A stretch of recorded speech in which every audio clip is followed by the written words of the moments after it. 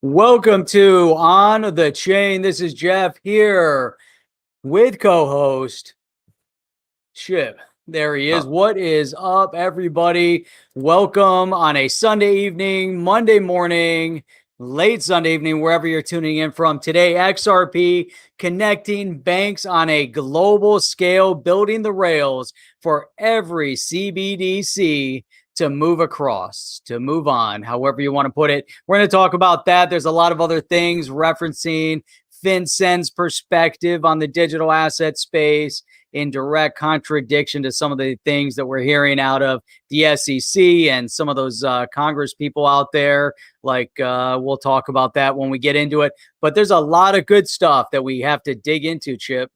So whenever you're ready, you ready to kick this thing off? Jeff, I've been ready. Let's get this puppy going. Let's do it. Let's go. Welcome to On the Chain. Chip, we're back. What is up? What is up, Chip? Well, man, rocket ships and rainbows. Yeah, and all kinds of fantasy things coming out of the SEC these days with Gary Gensler's nutty. So I did a little rant tweet this weekend, and that was fun. All right, we're gonna get into that because you got a lot of feedback on that. But before we get into it, Chip, today's show is brought by permission.io. Permission.io. Go check it out. You know how it is. Chip, you've been on the internet quite a while, and you run into all these ads that pop up, and you're like, man, all these ads from Google and Facebook and all these others, and they're getting paid billions of dollars, taking your data, monetizing off of your browsing habits, and you get how much? Zero. You get zero out of it, right? Permission.io, you can download a little browser extension and sign up, and you start actually monetizing from your data, monetizing every time they ask you, say, hey, you want to engage with this video? You say yes, you watch the video, and you get ask token, ASK token. Anytime you engage with that video, you can hodl it, you can spend it just like every other digital asset. And permission.io's token ask is actually over on BitTrue and a couple other exchanges, so you can go check that out. So that is good stuff, Chip.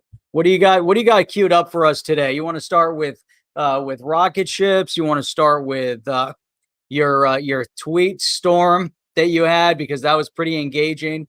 You covered some interesting topics. What do you want to lead with? I'll leave it up to you. Yeah, I mean, I think I'd like to. I think it's because that tweet thing is kind of fresh and it's kind of like right there, and everybody's sort of memory banks. But I kind of wanted to put that out there, and it'd be awesome if I could find it, because that's kind of how live streams go, right? I got 4,000 notifications. That would be number one, Chip. Yeah, and it's never the one that here we go. Hang on a second. Here we go. Okay. So if not, I got a video queued up about crypto. So but yeah, I've got it right here. So cool. Yeah, let's throw this up there. Let's do this here. Yeah, so, I recognize that guy. Recognize that guy in that video. Yeah, this is so Gary Gensler. You put this wait a minute, what is going on here, man? This is not supposed to do that. There we go. Yeah, so Gensler put out this, this office hour things, being real cute. Hi, I'm Gary Gensler, and we're doing office hours. And I like the way Working Money channel phrased it. He's putting out something about working and whatever the hell I talk about. It's informing people, fun little videos. And the whole idea, Jeff, about this is like, what does, the very first video they put out, and I got to stop this right here. SEC puts out the first office hour videos. And you know what it was about, Jeff? Climate risk. Climate risk companies, right? Yeah, and it wasn't about investor protection, nothing about cryptocurrency. No. Why is he talking about climate risk? I basically said it was a Democrat talking point, zero to do with investor concerns. And these are the kind of things, Jeff, that these types of scenarios where he goes on. I mean, it's well produced. I will give him that. It's very well produced. It's slick, but you would expect the guy who took over, who comes from crypto, who basically was teaching a course, right? Open source and everything. At MIT. At MIT. Now, what would you expect his first thing? Let's just kind of go through some of the things we think his first one might be.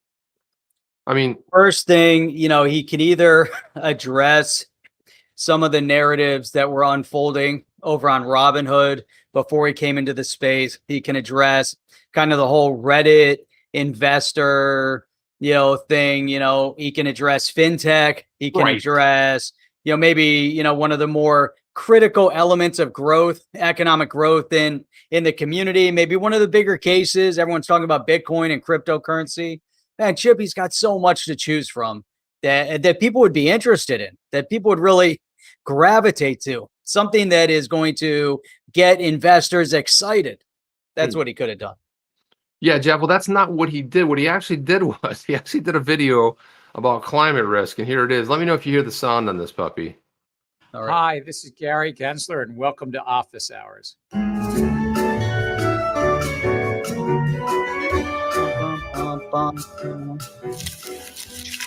What does the SEC have to do with climate, and why is the chair of the SEC talking about climate? Oh God, Hi, I this can't is even Gary watch this and be Gensler, and serious. welcome to Well, it's a good question, Jeff. Like, why is he talking about it? And the funny thing is, he asked it twice in the video because it doesn't seem very like he's actually convinced himself why he's talking about it.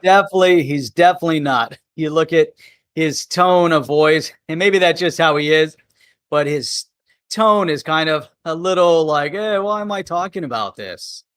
I don't know. Hey, how's it going? Hey, this is great. Where's the excitement? Where's the passion? Does he have any passion for this, Chip? Look, he was told to do the video. He doesn't really care, Jeff. So this is again. I had to put a little tweet thread about this because it got under my skin. It's like, so what does the SEC have to do with climate? Absolutely nothing. The SEC was created specifically to protect investors, and the SEC is failing miserably, in my opinion. And by not protecting XRP investors, number one, and Gary Gensler and the SEC here appear to be severely misguided. And he's like, it's cute. What does the SEC have to do with climate, Jeff? And I'll ask you, what does it have to do with climate? I want to hear your thoughts on this. And I haven't, after I saw this release, I watched it, talked a little bit about it yesterday. I still haven't figured it out. I haven't figured out exactly what his point is, that all these investors are so concerned about climate risk and understanding, corporations in that space. It makes no sense to me because, if you're worried about pollution, if you're worried about chemical dumping in lakes and rivers, if you're worried about a company coming out and saying that, hey, we're carbon neutral, or, we have zero carbon emission, and you invest in said company because they said that, because that's what you care about. And then Right. It comes out 6 months later that in fact, they're not carbon neutral. They're actually pumping all sorts of carbon emissions like every other company in the world is into the atmosphere. And then you're like, hey, wait a minute. I invested in your company because you said you were carbon neutral. That's just another line item that could be then brought to court as a fraudulent statement. Okay. What does All right, it Jeff. have to do with anything else? If you come out and say you're carbon neutral, then at some point it's going to be found out. But the investors really, unless you're investing in carbon neutral companies or carbon climate friendly, whatever that is, then other than that, does anybody really care? Yeah, I and what don't do you think the percentage of concerns on a scale of yes or no that really is? I'm going to go with no personally because, I'm going to go with zero. yeah, zero. Like, it was a scale of yes or no. So you can say yes or no? or no. I'll So say it's no. like, okay, I'll say no. too. I'll say the majority of the people are not, if they're investing, they're not concerned with what he's saying they're concerned with. Right. So, That's it. no, but you are raising a valid point, and I could see, because that would be misrepresentation. Guess what? If somebody commits fraud, that is already covered. But the whole idea that these investors just can't wait. Look, I like this one here, Hans Loaded. Gosh, I'm gonna slow my wrist after watching this creep. And then Ani said Gensler is acutely underwhelming. That was just a really good stuff.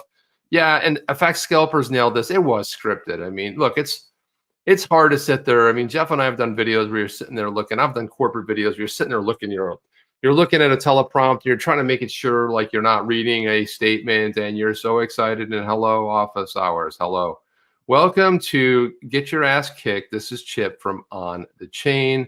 and we're coming after you. I was actually going to do a segment called Behind the Curtain, where we peek behind the curtain, see a little man in there hitting levers and stuff and messing stuff up pretty bad. But hey, crypto fitters here. oh, so good. We can get started. Thank God. We can Okay, kick it crypto off. fitters. Let's Yeah, get into the very real good. stuff. Let's get into All the right. real stuff now. Let's jump into this. So today, this is the third panel here. Investors, this is in the video. Today, investors want to understand the climate risk of the companies whose stock they own. Okay, show us the data. This is a massive concern that you would spend your time doing the very first video on this, and a concern for investors buying stock. Now, your point is well taken because, yeah, I could see where, yeah, but that's fraud, but that's already covered. I mean, they're making it seem as there's laws on the books for that. exactly, and it says like I'll argue it's an initiative put forward by the government. It has nothing to do with investors. But this is the typical straw man argument, Jeff. Well, the investors said that. They said, experts said, so and so said, somebody said something, and all of a sudden we're going to run with that statement. You know, the investors, and they say it twice, which leads me to believe that they're trying to convince us that that actually is a concern. Which and let's watch. We're not going to watch the whole video, but let's unpack this one here. Yeah, Chip, before you, another way of looking at this is a company that claims to be producing organic produce. So they say our produce is organic. Does the SEC now, are they involved in determining what's organic and what's not organic? Or No. is there something already within the industry that gives it its organic stamp of approval? Therefore, you know that it is an organic product. So that third-party audit, you know, we talk a lot about the audit of cryptocurrencies, the audit of Tether, a third-party audit. So there's a third-party audit in the environment of organic produce. There's probably a third-party audit. If someone says that they're carbon neutral, there's probably a third-party audit that can stamp off and make a determination. And if you fail that audit, then, oh, well, you were misrepresenting your product. Why is the SEC getting beyond its you know, kind of stepping outside of its programmed line, so to speak? You're raising really good questions. It doesn't have anything to do with the SEC, is what I'm reading between the lines of what you're saying here. But let's jump to another part of the video. It's not a real long video, but let's break it into chunks here. So here it is right here. Here's our pal Gary Gensler. Today, investors increasingly want to understand the climate risk of the companies whose stock they own or might buy. And a lot of companies are already providing such information about climate risk. But investors representing literally tens of trillions of dollars are looking for more consistent and comparable information so they can make informed decisions about where to put their money. And that money is often the money they're investing for us. So, Jeff, the best part of that thing was when they make a plane out of the dollar bill and they fly it around. That's like the best part of the entire video. It was awesome. I like it. If you could shut off the volume and just kind of watch how, you know, the graphics, it's very cool. Graphics are great, man. I think they made this for middle school grade children to high school grade to start playing it. You remember, was it the Bill, Mr. What was it? She was played. And I'm sitting on Capitol Hill. Well, then that one. That one. Yeah, it was a great one, man. That was an awesome Bill, video. I want to become a law. Come over here, Bill. That I go to Capitol Hill. Yeah, I remember that one. That was an awesome. Schoolhouse Rock, and then of course, in the like the early 2000s, I got like a bunch of cool bands that like redo the songs. Yeah. But that's how you're a kid. You like learned all that stuff. You just learned the song, and then you knew exactly, you know, about the Constitution, how a bill gets signed into a law. Yeah.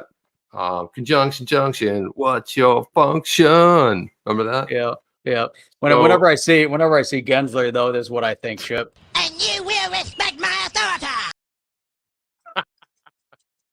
That's right on, Jeff. That's so spot on right there. Yeah. You will respect my authority.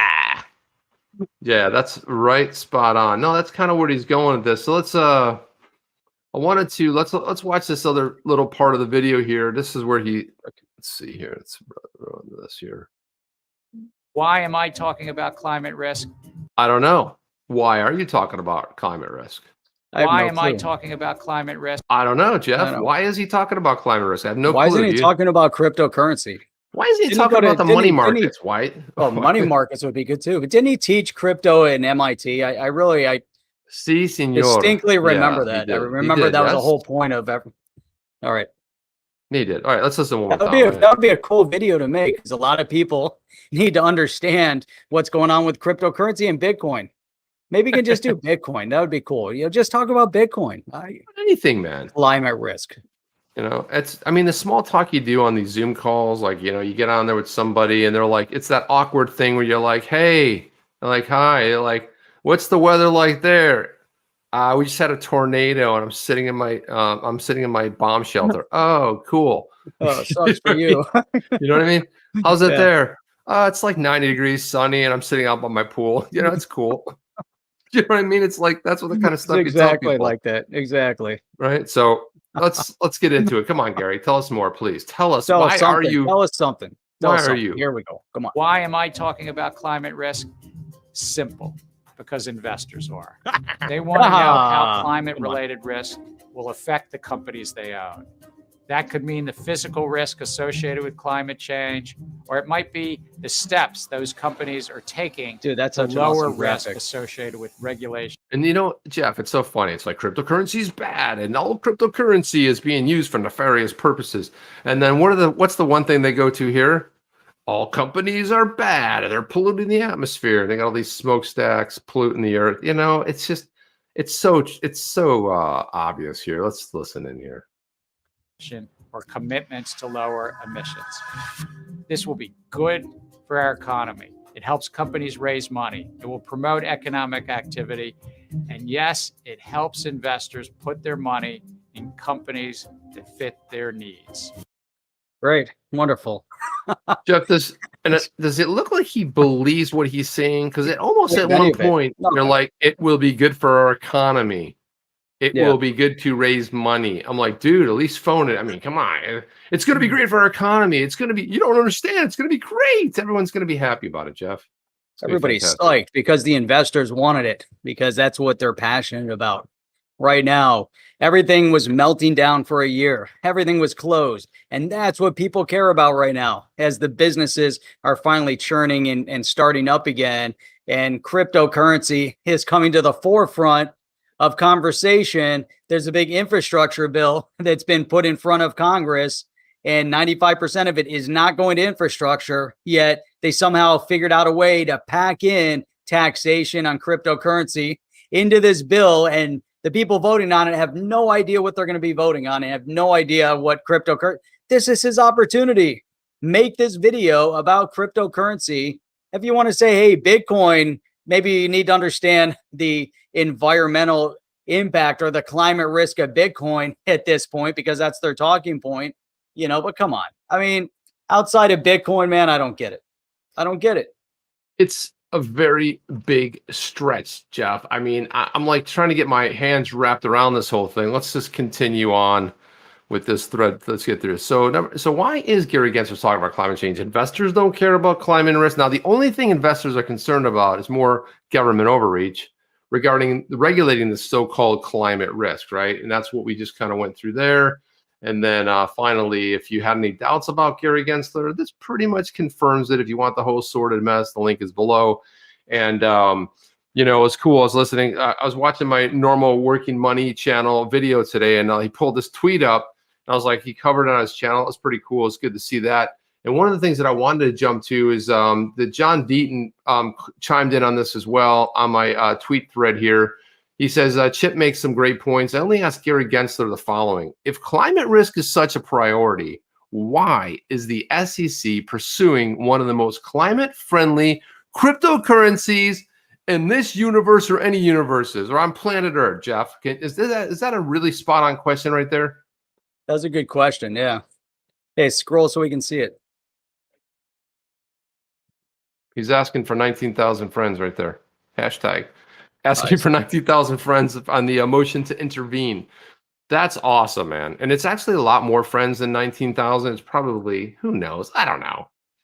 It's probably tens of thousands. You know what I mean? But yeah, I think that's a really good question. Like, out of everything, and then who put this up here? Let me throw this up here. Boom! Look at this. Boom, Jeff. Right there. FX Bam. scalpers. FX What is scalpers. up? Thank you for that, man. I appreciate that. And yeah, big support. He's talking about that X gold coin. We got to look into that. I don't know anything about it. So Yeah, we'll have I to, did. we'll Well, I have to did look into it a this. little bit. I did read the white paper on it. The problem Okay. is, and he says, you're also tuning every night. By the way, the coin under X Gold. Yeah, so this is on the XRPL, and I did look at it. I just think right now, and if you could maybe point us in the right direction to see some more stuff on it, because it looks a little bit of thin to me. Now the scope of it and what they're attempting to do, I think sounds very promising. But it seems like it's like if I had an idea and I went out there and said, "Oh, this is what we're going to do," it's like it's not quite there yet. So maybe I'm missing something, maybe I'm misinformed, but we'll have to check into it. We want to definitely feature it, but I think we got to get a little bit more data points on that. That'd be awesome if maybe FX Scalper could help point us in that direction and send some details over to us. Yeah, and you guys can DM us on it, and that'd be awesome. Yeah, if you're like, so if you're over there on Twitter, you can hit us up, or you can give us some more information. Let's give us your thoughts on it. And we like covering new stuff, especially stuff that has to do with the XRPL. So that's always a very cool thing too. And almost nothing of this whole SEC. Oh my God, my voice went a little crazy there. Nothing makes sense of this whole SEC thing, Jeff. It all seems a little bit nutty right now. Yeah. And the comments are just fantastic the way they're pouring in. Like, for example, Johnny Crypto says, "Put that, boom." He's like, "Yeah, smash that thumbs up." Matt Morrow's over here. He goes, "Oh, okay. As an investor, I look at a company that has a great climate policy. I don't care if my investment increases in value. Gary is nuts." And that's right, because to almost assume that if you were going to invest in something, right, that you'd be all concerned about that. Now, if you're worried about regulation or what Jeff was bringing up earlier, yeah, okay, fair enough. But so that's what you're investing in. But if you're not if not, Chip. True. I mean, and that's such a small percentage. And is it enough to do your very first video about climate risk? Now, Jeff, I'm going to do let me do a little mini history lesson here. It used to be called climate change, right? Well, first of all, no. First of all, it was called global warming. Global warming first, because the Earth was heating up and we're all going to fry to death. But if you go back to the 1970s, they said by the year 2000, it would be another it would be an ice age. We would be living in an ice age, and then it said, then it was global warming, and then we found out that the Earth was actually heating by a little bit over 1%, and so then it became climate change. And now, Jeff, I wasn't even up to speed on the whole thing that's called climate risk, but there we are. Climate risk, yeah. And you know what's interesting about that? If you go to upstate New York, there's parts of upstate New York where they have glacial lakes, right? So if you look at like the Finger Lakes, they were formed because of glacier. Now, if the climate of the world wasn't changing and that ice didn't melt and recede at some point in our history, that area would not be habitable and there'd be no lakes for anybody to enjoy in upstate New York. So at some point, the world did change and has gone through all sorts of stages. This isn't the place to discuss it, but since we brought it up, I mean, that's a much deeper conversation to have, but the fact that he's trying to talk about business, and the very first thing the SEC talks about, just like us here, this isn't the place for us to get into it. Why is the SEC I don't understand why the SEC is talking about it. Doesn't make any sense to me that they're talking about it. It's not relevant. It's not in his lane. And man, it's just, are you telling him to stay in his lane? Telling him to stay in his lane. He's the SEC, for goodness sake. By the way, guys, if you didn't see yesterday's show, Jeff was absolutely on a tear. If you hadn't had a chance to watch that, I highly recommend you go back. Probably one of his top 5 all-time Saturday morning show rants, whatever. It was just so spot on. Gets into all this and really digs in pretty deep. It was really great. Yeah, man. K Hud from Vero Beach, I would assume. Respect yourself, Florida preppies. South Florida preppies. Come on, man. Don't even use that term anymore. I am a Palm Beach preppy, though. I'm like, that's why my name's Chip and Biff, and I'm hanging out at the Polo Club, And there are quite a few polo clubs up in the Palm Beach area. Probably a lot of people don't know that. There's a lot of horse country up in Palm Beach. There is, yeah. There's actually horse farms right down the street from me, man. It's really cool stuff. It's crazy. So YU is saying, here for the first time, enjoying very much. Keep grinding.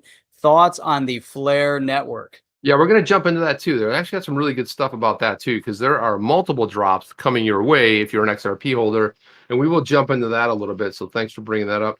Also too, I just wanted to remind everybody, look, if it is your first time here, please like, subscribe, click that little notification bell. That way you get notified the next time. You can be like, hey, that's pretty cool. Check it out, man. So real simple. You just click that like, you click the subscribe, that bell, and bingity, bingity, bingity, bing. There you go. Man, Corey Drew up in Wellington. Okay, we got to have a South Florida meetup. We're just finding out. We have Ani We have Miami. people We have all over. Yeah, Man. we got James Rule XRP that's coming into town next weekend. So we're gonna go hang with him and Mike Marath, and it's gonna be, yeah, we ought to just have like some sort of like a mini hang. That would People be all over cool. Florida, man. Yeah, all over Florida, man. Awesome. So it's really amazing. All over Florida. Yo, so check this out. Let me pull this up. Let's go into this. I thought was interesting. It's on YouTube, and it came from Bloomberg, but it's Andreessen Horowitz's one of their key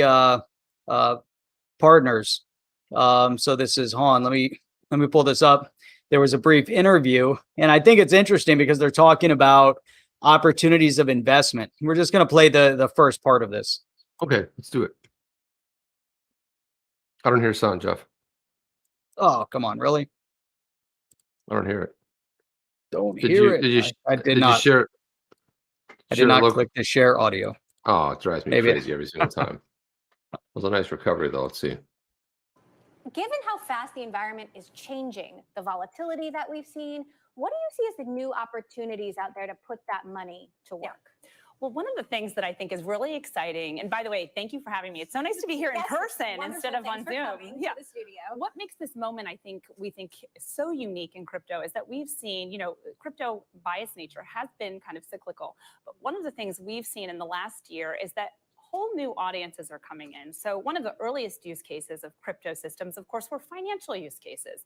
And one of the things we've seen for the last year plus are entirely new kind of audiences coming in, a real mainstreaming of crypto across things like NFTs, DAOs, DeFi, and many other kind of applications. Of course, DeFi is also a financial application, but these are the kind of bleeding edges of crypto that we are very excited about, and we're excited to put the new fund to work. Now, given the Man, that's exciting, isn't it? Man. I mean, this is coming from a big investment. Jeff, but do you see this? So Katie Hunt, she's one of the general partners over there, Andreessen Horowitz. And Andreessen Horowitz, you name the project, they're invested in it. That right there looks like passion. That looks like somebody that cannot wait. I mean, look at on her face. She sells it. She owns it. And this is a phenomenal interview, by the way. She knows what she's talking about, and she understands. Now, why, Jeff, doesn't she go before the Senate Banking Committee or the Senate, the Oversight Committee, or one of these committees with these highfalutin names? She goes in there. She'll set everybody straight because, Katie really has a grasp. This really is a phenomenal interview. Oh, it's amazing. I mean, they're passionate about the growth in this sector. So while others in government are still trying to figure it out and possibly making decisions that will set back the innovation in the U.S. to last place, you have groups like this with Katie Hahn, and she's like, we're going all in. This is where we want to invest. Look at all the innovation. Look what's coming to the finance space. Look how exciting it is. And regardless, and it's interesting because if you look at the counterbalance between the political regulatory landscape conversation and business is just pushing ahead regardless. And she just talked about mainstream adoption. So, Chip, she's talking about how exciting it is, to have mainstream, and so to me, that is, extremely meaningful. Yeah, let me play a little bit more of this. Hang on. Here we go. Let's play a little bit more of it. Market volatility, and I know that you're investing at the earliest stages, but the markets have come down, across the board when you look at, coins themselves. Has that impacted how you're making investments at all? It really hasn't, actually. And let me tell you why. We are focused on kind of a 7 to 10 year view, Emily. That's really impressive. Chip had to step away for a second, but this is really impressive. So the question is, even in what's happening right now, pricing, kind of some uncertainty, up, down, they're looking at the 7 to 10 year perspective on this. They're looking at the long term, and they know in the long term, they know where the direction of it's going because we know where it's come from over the past 10 years. So again, media, they're going to try to keep putting a certain spin on it, hopefully doing their own research and understanding and bringing the right information to the forefront. But then when you look at groups like this and you see what Katie's working on, Katie Haun, and the passion and the focus on increasing their investments, the excitement of investing into crypto, that's all you have to look at. So you have this uncertainty, and Gensler and, Janet Yellen and Warren, Elizabeth Warren, and all these others that are creating this idea that, there is no normalcy in this space. They're creating this idea that, that somehow cryptocurrency is used for nefarious purposes, and it's going to keep building in that space. And we're going to, again, look, yesterday, Chip, I dug into the bill that was presented by Bayer, and I didn't go over some of the key points of his bill. So we're going to look at those. We looked at this video. We don't have to get into the whole thing. There's a lot here, obviously, but the idea behind it, you can just see, what's happening, what's really happening. Not what some of these government officials will portray to be happening, because they don't understand the space. They're delaying the space. They're trying to, focus on their lobbyist efforts and everything else that's going on. Maybe they have other agendas in play. But we're going to look at what Congressman Bayer is recommending as a bill. And then we're also going to look at what FinCEN's response was to that. But Chip, what do you think about this? She's saying 7 to 10 years is their perspective. They don't care about price fluctuation right now. They're they're totally on board, positive, all in. No, I mean, but Jeff, you can see the distinct difference about somebody that is absolutely excited to jump out of bed that day, look at what's available. I mean, she nailed it. She talked about what the future is. She goes, hey, DeFi is coming up, NFTs. It's like, she's like positioning everything, blockchain, all these different things, solving problems. That's the focus we need. And I love the way she puts how she wraps it all together. It's like, we need to get her out there more. And like, I want to see some academic trying to tell, Congress what's going on.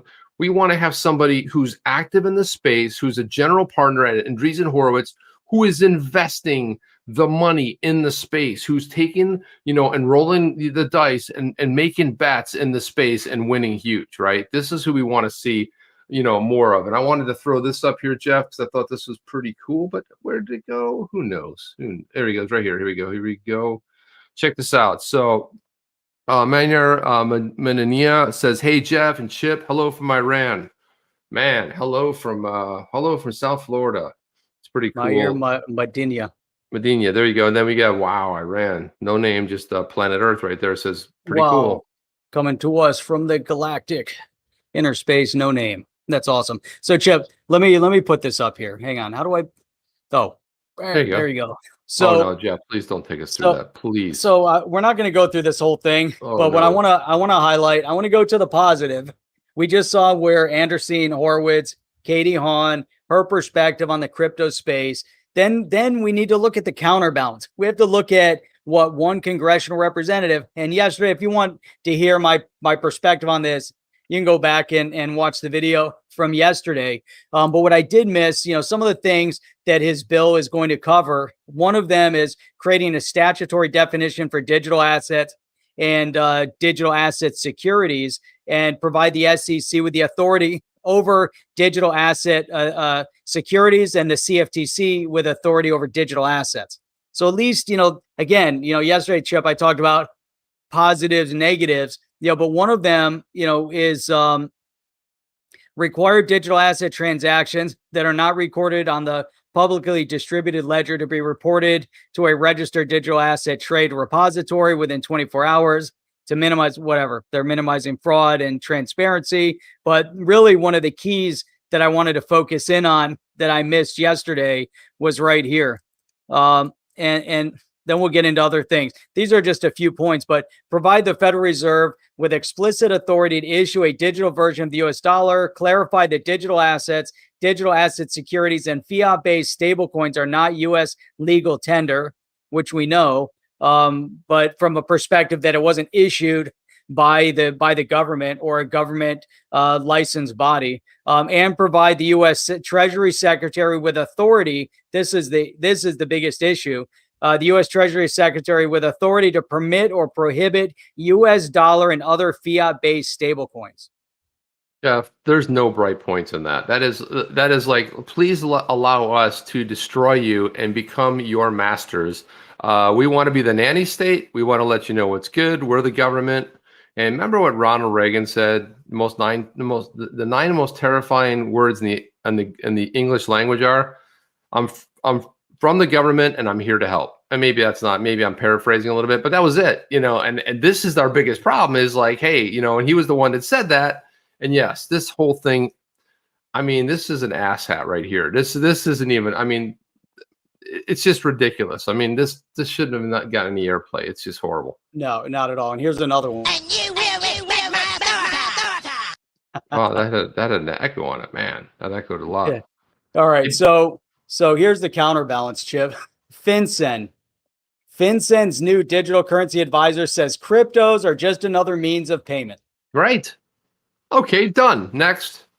There you go. Right Clarity, here. baby. That's all we need to know. FinCEN digital currency advisor Michelle Corvair believes cryptocurrency is a natural evolution in financial technology. There you go. I mean, Spot on. Look at the contrast, right? The first ever chief digital currency advisor for financial crimes enforcement network FinCEN believes crypto assets are just another way of transferring value. Why is it that we're not seeing any of our congressional representatives really dig in and talk about that, other than Darren Soto and Warren Davidson, both Democrat, Republican, bipartisan bill with the Token Taxonomy Act? There are a few others that kind of hinted around that with Ted Budd and Tom Emmer. Yeah. But this, coming from FinCEN, this is like big news. That's a big statement. What are your thoughts? Well, no, I mean, sometimes it's simple. Sometimes the answer is simple. And just by saying it's an exchange of transferring value, there's not anything more to it. It's not like, well, let's say 4 paragraphs. No, that's pretty much it. It has value. It's just another payment.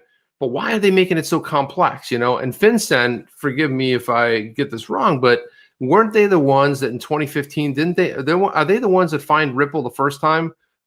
Right. And then they called it a currency, and there were some things okay, so I think they get audited every year. So this is going back like 6 years later, and now we're the SEC. To me, this is what I don't like about some of these other things floating around out there, where they want to have the SEC. Look, let's just say it like this. Here's how simple the legislation is. Digital assets are not a security. Okay, done. Guess who's not going to be involved? The SEC. But guess when they could be involved? If it's trading as an ETF, if it is in fact as working as a type of a security, okay. But again, it's in a different sort of a scenario. But the digital asset itself, in its entirety, is not a security. I don't want the SEC anywhere near this. I don't want that. They're not protecting us. They don't look out for us. I'd rather have someone like FinCEN, who's usually more of the strong arm or some regulation. This is a problem what you get with every government. Every government starts out with good ideas, and then you know what happens? They go like, oh no, we need this division to do this, and now you have all these competing enforcement divisions because the Department of Justice, better known as the DOJ, came out and said, yeah, it's crypto is like just another exchange. Something very similar. They called it a currency. Well, guess what? And then meanwhile, so the SEC is going to come in here and tell us otherwise, right? The criminal use of the financial ecosystem will always exist. True story. So you have the certain powers that be that keep referencing the crypto space as a use case for nefarious purpose. And here she's saying, the criminal use will always exist. It's always existed, and it'll continue to exist regardless of what your financial technology is. If Correct. you're paying in seashells or gold coins or silver coins or, paper currency or whatever it is, there's always going to be criminal activity. Correct. And now if you move to digital ones and zeros to transfer your money, your value, you're still going to have criminal activity. You can't make it go away. It's just a reality. But Jeff, why don't they spend more time talking about the money laundering that happens with banks? There's billions, if not trillions of dollars that are money laundering. They're like, oh, no, that's just a weird fluke, Well, it happens. They get nailed. If you look at the fines we did this last year, but if you look at the fines that these big banks get nailed with, they basically get the equivalent of a slap on the wrist. Now, we wouldn't fare so well with that, but that's what they end up with. Jeff, I want to throw this on here real quick. This is our boy Pomp. This is Pompliano. He's being interviewed by Lex Friedman. And I want you to just tell me, he's going to ask the question. Pomp is going to answer it, our boy Pomp. And I want you to explain to me what he said, because I need an interpreter here. So let's listen to this. Let me if you can hear this. Do you consider yourself a Bitcoin maximalist? I think that the way I really look at it is I work backwards off of what is the maximalism that I believe in. And the world that I believe in is kind of an automated world that is run on these open, decentralized protocols. And what we ultimately do is we return sovereignty and individualism and kind of personal responsibility and liberty to people over institutions. And what we end up doing is we end up kind of taking what has historically been a very analog or physical world economy and geographic rule, and we then kind of put it in the cloud. And this digital economy becomes the prevalent way that we all conduct commerce, communicate, etc. And so it's less about any one single technology to me, right? I think that it's pretty stupid for people to almost in a way. Now, Jeff, is he talking about the internet, putting it in the cloud? I mean, what's he saying there? But I actually like what he's saying. I don't like what he's saying at all. I think it's ridiculous what he's saying. The analog world, the digital world doesn't talk address any of the question the guy asked. Well, he didn't answer. The guy asked him what a maximalist was, and he decided to answer his own answer. And the way I see what he was talking about, though, is that we're giving people personal responsibility and allowing them to take charge over themselves, away from the institutions. He said a lot to say that, because that's what he said basically. Okay, thank you, and Jeff. He said a lot to I didn't know what he said into that little bit, but the dollars and the cloud and all of that. But you're going from analog, which is fiat, which is your bank, to the cloud is referencing. You're just referencing the fact that we're pushing our money up into, with the cryptocurrency, it's all going to be based on basically transacted over the internet, the cloud, because the cloud isn't some mysterious place. I love how people talk about the cloud like it's some mysterious place, right? They're server farms someplace that are housing data. But they always, we talk about the cloud and people are like, whoa, it's in the cloud. It's up in the sky somewhere. It's in the heavens. Yeah, it's just like a magical place. It's up there. We don't know where exactly, but but the good Lord knows, and we'll just trust it happens. Okay, so tell me if this next analogy he uses make any sense. So he's going to start kind of getting into it. We're not going to get into the whole thing, but I just wanted you to hear this. They put an inanimate object up for some sort of obsession. To me, it's much more about the ideals, the ethos, and the most rational and likely path to that kind of end result or that world that I think is at this point just a foregone conclusion. So the distinction there, and maybe if people don't know the terminology, maximalism is basically saying, I really think this is a good idea. Like if you prefer a certain kind of diet. Yeah, did you know that? Dude, how did he get that answer from what he said? No, I don't know. Well, he's trying to bring him back to like answering the question. So that's like a typical politician gets to answer a question. So what are you going to do to lower taxes? And they go on some rant for a while, and he goes, "Okay, so lowering taxes has to do with," right? Trying to like lead him into the water a little bit here. But anyway, so let's listen. Oh my God, it's a mess. It's a mess, man. Holy cow, you he could be a said a keto lot. maximalist, saying like And by the way, I want to give a big shout out to James Real XRP who sent me this video, man. this is Oh, nice. probably, maybe he's not 100%, but Dude, you can't be a probably keto the diet maximalist. that's healthiest for humans, kind of thing. In the same sense, Bitcoin maximalism is saying, Jeff, should we wear ties on the show? Do we wear? Are we going to that too? Are we going? I mean, are we not considered like reliable because we wear like t-shirts always on? Well, yeah, we tried that before, but It worked out so well. I got beat up because of the video we made, and I was on a dark background with a black suit. And look Wow. at this guy, black suit, black tie, black background. If it wasn't for the white shirt, he would just blend into And the it's background. poorly ironed. Look at the way that the tie's not properly fitted. The neck is too big for his neck. It's not a fitted shirt. Well, I don't know. I'm not going to big. go. Yeah, I don't want to I'm go just all the way getting into there. it. But No, yeah, I wanted to. I think it being a little bit more relaxed. It's a You know, he's cool- got the stuffed animals over there. You might as well have a It's cute. t-shirt on. Whatever you that know? is over, that's kind of cute. I like that. But anyway, At least lose the tie. You know, I mean, you want to have a shirt on, wear a t-shirt under the jacket, yeah, it'd be and cool, kind of man. be kind of cool. You know, Right. but or just Bitcoin, go big straight Bitcoin t-shirt. logo, you know, something cool. I don't know. All right, let's listen in. Let's get through this here. Let's see this. you know, of course, we don't know. There's a lot of uncertainty, but this particular technology seems to be the best representations of some set of ideals that defines progress in the future. But you're drawing a distinction between sort of cult-like obsession about an object of any kind, whether it's keto or Bitcoin, and just sort of believing that a technology is the best representation of a particular set of ideals. And you believe that sort of this moving into the cloud, both the distributed nature of it, but also just the digital nature of it, is something that's going to be a positive step for humanity. Yeah, I would even take maximalism a step further, and it's not just the I like kind of that guy. singular He's view. trying to create. He's trying to create An answer. the idea, an answer for him. You know what? I like that. You know, I like the guy that's interviewing. You know, he's just like trying to drive down into he's like, I asked you a question about maximalism. You definitely did not answer maximalism. An easy response. Are you a Bitcoin maximalist? Yes or no? And if you are, what's your definition? You know, it's not getting to the overall, you know, technology of what the technology represents, because are you a crypto maximalist? So he never really answered that idea of maximalism.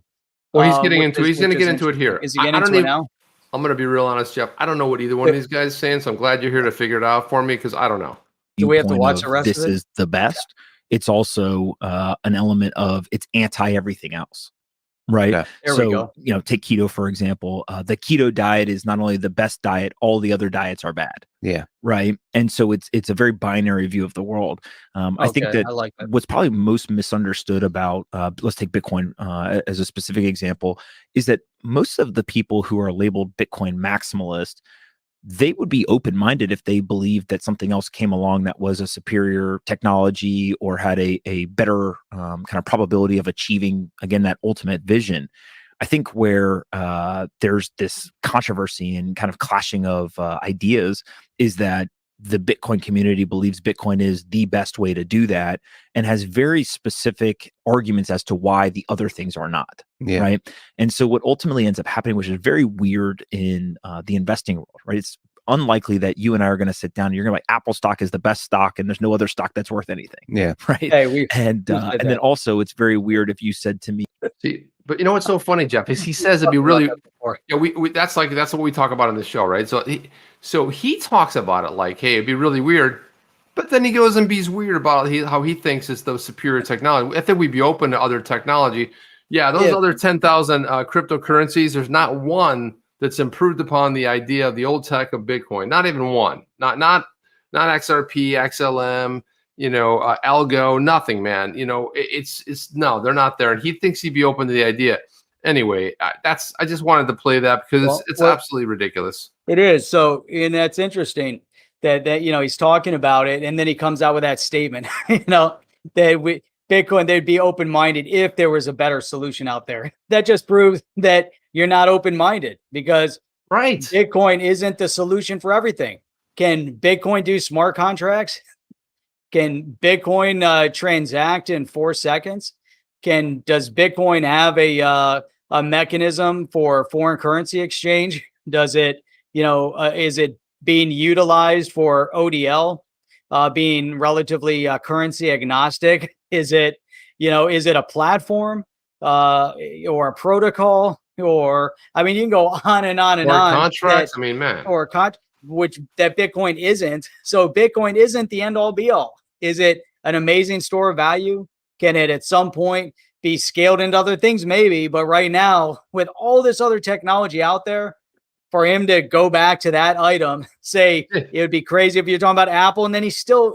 We didn't see the rest of the interview. Well, but I can just tell you that he statement goes alone. It was he just goes like, back to I'm a maximalist because I think it's the best technology. After he says you wouldn't say in the investing world that Apple's the best thing ever and there's no other stocks and keto's the best diet and the other ones are dumb. That would Oh be my stupid, God. right? But then he goes back and says, "Oh, Bitcoin's the only thing, man." It's Yeah. like I get it, but it's it took a while to get there, unfortunately. But I wanted to throw this up because we did tease this at the beginning.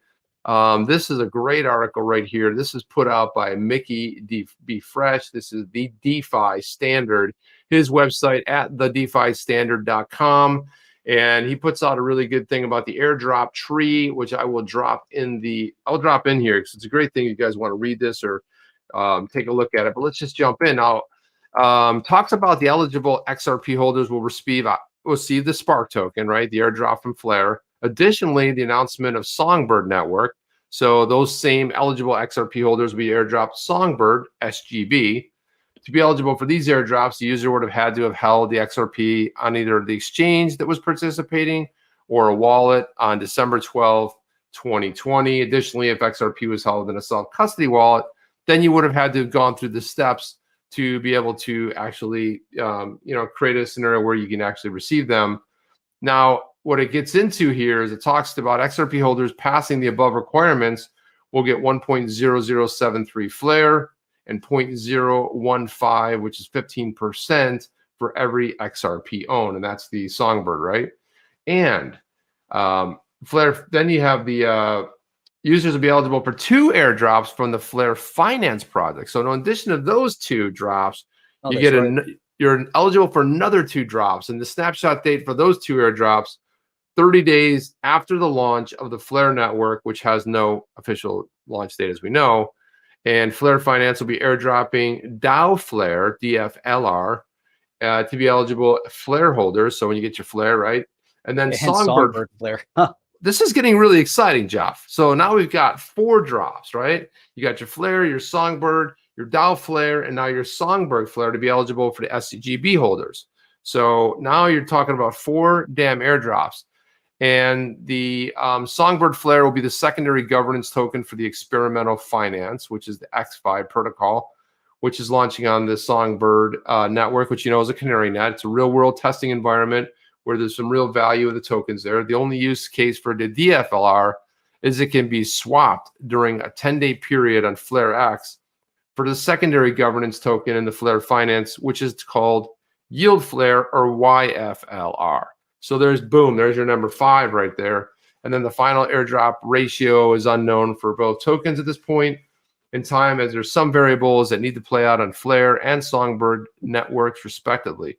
Jeff, how exciting is this getting? First, we got Flare. Now we got all this other stuff we can participate in. And it's interesting, and then you go down other XRP airdrops. Then there's the Evernote airdrop. So I didn't even realize that Flare Finance was planning on doing this airdrop either. Of the DAO Flare and the Songbird Flare, and then you have all these other things. Once Flare Network rolls out, it's going to be interesting to see what Flare Finance can do and Flare Network can do, and we'll see if everything that they've been plotting and planning for comes to fruition. Songbird is going to give us all an opportunity to start experimenting, with the platform. So to me, that's exciting because, again, short term, long term, however you look at it, we're going to be able to tear into the platform and see if it's functional. But they're going to learn a lot about it as well. And they're doing their due diligence at this point. And it's really exciting. And then I'm looking over here, Evernote. So if Evernote is dropping, there's no date, man. We went from, like you said, 0 airdrops on the XRP ledger to all Sick. of these airdrops. Man, it's crazy. We got Evernode's dropping 2.5 million Evers EVRS for eligible holders on whatever a future date. Then you've got Aesthetics, which is planning on airdropping its native token called Elysian to eligible XRP holders. The amount and date of the airdrop is undisclosed at this point. However, the airdrop will be account-based rather than XRP holdings-based. Aesthetics is a real-world NFT art project looking to launch on the XRP ledger. So there you go, Jeff. There's 6 airdrops. Count them, 6. And, this is what's really exciting. Thank you for that, Robin. All right, I'm guessing that's registered. Gotta love that. Yeah, I really appreciate it. And and one of the cool things about this, Jeff, is where does this end? I mean, man, it's ending in a very positive light. And the cool thing about it is that the fact that we'll get to use it now. I can tell you the 2 go-to in this space right here. If you're not following Mickey B. Fresh and Patty as well, does a lot of stuff together, and also Flare Community. Simply the best in the space for keeping us up to date on what's going on. Jeff and I are mere mortals when it comes to this. And Mickey B. Fresh, Patty, and also the Flare Community YouTube channels, they are on top of this, dropping videos. I'm a fan of both of them. And I love, this is just the kind of stuff we have in our community, where Mickey B. Fresh puts this out on his website. Again, it's the DeFiStandard.com. You can find all kinds of cool stuff there. But man, what a great time we're living in, Jeff. Oh, it's outstanding. Getting into this space, understanding this space. And we've talked a lot about this, but we're still kind of in the toddler phase of this space. And that's what's super exciting about it, because we're seeing everything kind of come to fruition. And like Katie Hahn was saying on that interview, they're looking 7 to 10 years down the road. So you get into this, everybody wants that overnight success. Overnight successes, some of them happen. They're typically flukes. They typically don't last long. Look at what happened with and Dogecoin, not an overnight success, but blew up overnight, is down into the nothings to somethings. And it happened overnight. But you saw the major pullback, and maybe it turns into nothing. But these projects that have platforms and protocols and real world use cases, that's the future, because the future is discovering how you take, like Pomp was saying, the analog system. So, but if you can reference it from that perspective, but you take analog, you move it over to digital, all of this is right there. And Katie was referencing it, the DAO, the DeFi, the NFTs. Dude, it's crazy. It's crazy. It's exciting. Yeah, we need to create an OTC. Lemon tree. Yeah, we need to do an OTC and on the chain DAO. That's what we need to do. Start doing some bigger projects, get some stuff out there. And the cool thing is it's open to everybody. That's what I love about the DAO, because it is decentralized, and really decentralization is the name of the game. And decentralization is a massive threat to governments. Why? Because we don't necessarily need them. If we, the people, actually get to participate in government, we don't even need representatives. That's where the DAO is going. And that's where the real excitement and the decentralization space is. So yeah, when you get an asshat like Buyer coming out with that proposal, that proposal is all about how do we protect what we have and our self-interest. And last time I checked, you work for us, buddy. We the people, get on the board to train, because you're not going to be around. So get used to it. So Danny's saying XRP, XDC, XLM, all go HBAR, VET, ADA. There's a lot going on. Cardano getting ready to roll out some smart contracts also. I was surprised, to see some of the big movements over there. So I still think XDC is so undervalued at this point, Jeff. It's like we're sitting around 8 cents. It's like, it's crazy. I mean, that I kind of thought, somebody put a tweet out the other day and they made all their predictions. Pretty much a lot of those same coins were on there, and they were calling for $1.12 for XDC by the end of the year. And I actually think that's very possible, because I'm just shocked at how suppressed it's been. It hit as high, I think the all-time high is 14 cents. But even at 14 cents, Jeff, I mean, remember, if you XLM or XRP to get in at 14 cents, man, you'd smash your car into a brick wall to try to get there fast enough. You'd be on top of it, just like that. Lickety split. That's it. Dude, but look at this. Past 7 days. Look at this 7-day movement in this space. Bitcoin, 11%. Ethereum up 14%. Cardano 5%, XRP up 17.3%, Polkadot up 30%, Uniswap up 17%, Chainlink 28%, Solana. Some of these big projects are showing double digits. VeChain, Terra, I don't know much about. OKB, I don't know anything about. Let's see, but look at that, Pancake Swap. Yeah, I mean, look at this. 7.5. Yeah, you know, Shiba down 3% for the week. Neo's up 34. Man, it's exciting. It's exciting to see, you know, week over week growth. But you were referencing Quant. Quant is up 84% in the past 7 days. 84%. It's insane. It's insane growth. So, you know, even with, you know, the ups and downs, even with the turmoil, even with the SEC case against Ripple, even with the uncertainty in the U.S. government, you know why these are moving is because it's a global phenomenon. People all over the world want to take responsibility for themselves for the first time ever in many of these countries. Do they get decentralized finance? Decentralization equals freedom. And man, all over the world, they're saying we want to put our money someplace safe. And that's it. And that's what people are looking at cryptocurrency is speculative. And, you know, with the ups and downs and all the uncertainty, people are still running over there and saying, hey, this is an amazing space.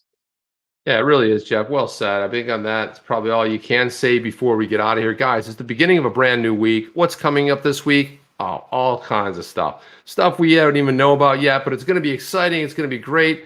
Man, we just got done talking about 6 airdrops. It's getting insane. It's getting fun. And before the week is up, some cool stuff is going to happen. And we are going to be here to cover it, talk about it, take your comments. And guys, again, we always say this, but smartest people in the space, out on the chain family right here. You guys show up. We really appreciate, you know, the support, the faithful. Thank you so much, guys, for showing up and continuing to support this show. You know, we're heading up to 18,000 subscriptions, and last December we had barely 5,000. So you guys are really helping fuel the growth. Best thing you can do is share this with somebody. Hey, share it on Twitter, share it on Facebook. I don't know, whatever social media you're on. Make a TikTok video and say, put that in the background, whatever it's going to be, man. We're all cool with that, you know, Insta, wherever you are. But that's how you can really help the show. And of course, showing up here and telling more friends about it, right, Jeff? When do we broadcast, by the way? Chip, we stream 6 days a week from the free state of Florida, 6 days a week through Sunday through Thursday at 8 p.m. Eastern Standard Time, and every Saturday morning at 8 a.m. Eastern Standard Time. We love you guys. You guys are amazing. Appreciate your comments and your feedback. And Chip, man, see you on the next one. See you on the next one. We're out. Let's go. Are you down with OTC? Please like, subscribe, and click the bell to be notified when the next video drops.